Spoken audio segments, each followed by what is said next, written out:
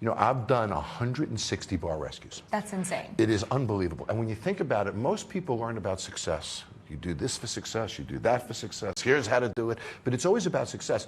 After 160 bar rescues, I've learned more about failure than anyone. I've seen it week after week, and after looking at it so many times, I figured out the common denominator of failure. Excuses. Yes. Okay. And here's the premise. If you can blame it on someone or something else, you don't have to change it, do you? That's true. So what are the most common excuses? Just blaming it on... Fear, circumstance, time, so blaming it on resources. All these things. Okay. So I came up with the definition of the word excuse. Okay, give it to us. An excuse is the rationalization of a mistake. Ooh, yeah, that's true. Is there no definition of excuse? Not really. So if you use an excuse, you had to make a mistake. Yeah. So if you can stop yourself from creating the excuses, you can stop yourself from making the mistakes. So what happens if we don't create an excuse? Yeah, we own up. Then can we can move forward, we can see more progress. So think about it. Excuses are paralyzing. All they do is stop you from doing something that you think you should have done, or you wouldn't have created an excuse. That's true. So you're rationalizing your own shortcomings. If you stop rationalizing the shortcoming, you don't have a shortcoming, because you're not paralyzed anymore. So it's really powerful. So if I can get you to own your failure, I can get you to own your success. As long as I allow you to blame it on an excuse, then you have no reason to change. So you've done 160 bar rescues. Was it just, did that inspire you because you heard so many excuses from people, you're like, I'm going to quantify this in a book for everyone and make it a little bit more big picture of how to move forward? Yes, and it all started about 2 years ago. I was in Youngstown, Ohio, and I'm driving through downtown with the mayor, and all the stores were empty. And it was really hard and emotional to see. And each one of those empty stores was a family and dreams that disappeared, you know, and life savings. And I realized that it's the excuses that causes that failure, and it became a passion.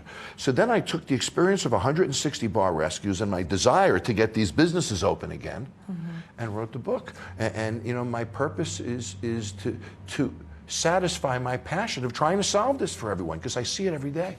And are you pulling stories, like in the book, are there stories from people on bar rescue, or are you outsourcing, or where are you kind of coming up with these examples you're using? Yes, you know, I've found in the book, I've identified what I call BS busters. And they're people who have challenged the BS of their own excuses and overcome them. Maria Menounos is one, who's a dear friend of mine, who I tell her story in the book. Larry Ruvo is another one, who's a business person who's extremely successful. All of the BS busters in the book overcame the same excuses that hold other people back. So it's inspiring to read their stories. Well, we're so excited for this book. It's going to come out next week, as we mentioned. But I have to shift before we let you go. Bar Rescue Season 6 is out on Sunday, the 11th. What can we expect from Season 6, and what is the craziest thing that you experience this season? You know, this year we had over 6,000 bars apply to be on Bar Rescue. I've never understood that people can live their lives the way they're living them in this show. We've seen family issues, two brothers, a father and a son ready to kill each other, bars that have burned down. We're dealing with hurricane bars that were destroyed in Puerto Rico. We're dealing with what are meaningful rescues, but the intensity is greater than ever before. You know, the pressure is greater than ever before. After you've done it 160 times, the 161st isn't easier. It's sort of harder. It's a greater challenge. Is it because you want to find a different story behind each one, a personal story? Yes, and the way you solve each one in each marketplace is different. You can't cookie cutter it. So everyone is so uniquely different.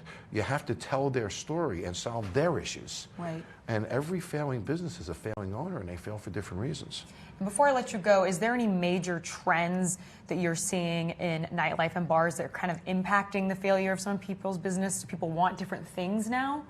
Yeah, I think there's a number of things. I think that bars are getting smaller in size. The big mega clubs, I mean, we're in Los Angeles, you don't see those here.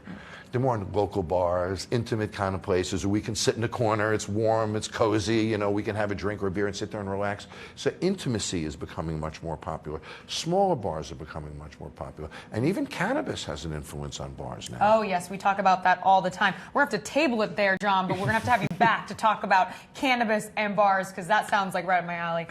Jon Taffer, thank you so much for joining me today. Great, good to see you. All right, we're going to go back over to everyone at the New York Stock Exchange.